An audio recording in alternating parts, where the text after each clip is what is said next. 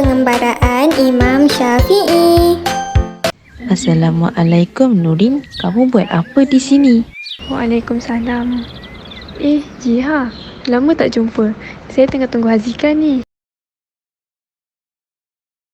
Jiha pun ada. Lama tidak berjumpa. Marilah ikut kami. Korang nak pergi mana ni? Kita orang mahu mencari tentang Imam Syafi'i. Oh, tentang Imam Syafi'i. Saya tahu sedikit tentang beliau. Mari saya cerita tentang beliau. Imam Syafi'i diberi nama Muhammad bin Idris bin Al-Abbas bin Usman bin As-Sa'id bin Ubay. Beliau berasal dari Mekah tetapi beliau dilahirkan di Gaza pada tahun 150 Hijrah. Beliau juga seketurunan dengan Nabi Muhammad iaitu atuk ke-11 manakala merupakan atuk ke-9 Nabi Muhammad. Saya lebih tertarik dengan kisah pengembaraannya. Imam Syafi'i ini telah mula mengembara semenjak beliau berumur 2 tahun lagi bersama ibunya.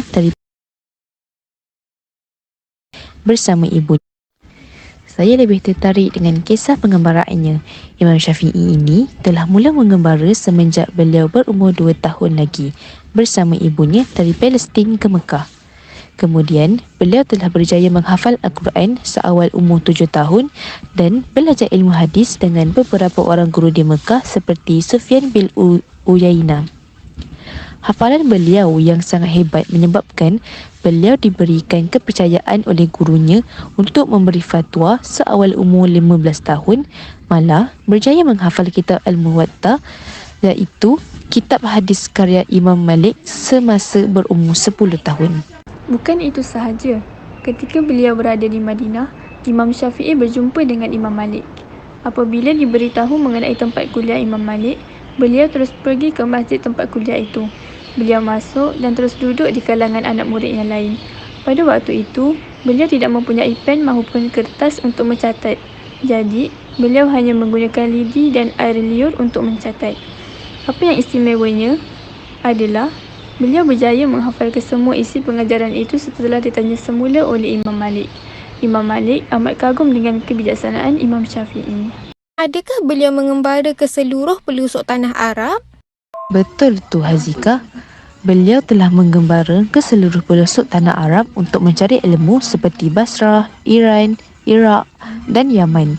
Dengan ini, semakin meningkat ilmu fiqah dan hadis yang beliau telah peroleh. Jiha, saya mau bertanya. Silakan Nurin. Apakah peristiwa yang terjadi ketika beliau menyiapkan kitab fiqh? Saya kurang pasti, tapi rasanya beliau sangat berusaha untuk menyiapkan kitab fiqh. Betul tu Jiha. Peristiwa yang terjadi ketika beliau menyiapkan kitab fiqh sehingga beliau terlalu tekun adalah di mana beliau mempunyai masalah dari segi pembezaan anjing muda dan dewasa. Lalu beliau bertanya dengan orang Badui berdekatan beliau memandangkan mereka sudah mengetahui pelbagai ilmu berkaitan anjing. Beliau sangat menghargai pengajaran yang telah diberikan oleh orang Badui itu walaupun hanya secara tidak langsung. Buktinya, semasa beliau sedang mengadakan kuliah, beliau telah menghentikan kuliahnya hanya untuk memeluk seorang badui itu walaupun orang itu berpakaian compang-camping. Betapa hormatnya beliau kepada insan yang bergelar guru, tidak kira yang mengajar beliau secara langsung ataupun tidak. Oh, begitu rupanya. Bukan itu sahaja. Imam Syafi'i sangatlah beradab dengan gurunya. Sebagai contoh, semasa Imam Syafi'i belajar ilmu dengan Imam Malik, beliau membuka helaian kertas satu persatu dengan sangat perlahan untuk menghormati pelajaran Imam Malik. Betul tu Najiha. Nampaknya saya kena gerak dulu. Kejap lagi saya ada kelas fiqah. Terima kasih Najiha dan Nurin atas perkongsian berkaitan Imam Syafi'i.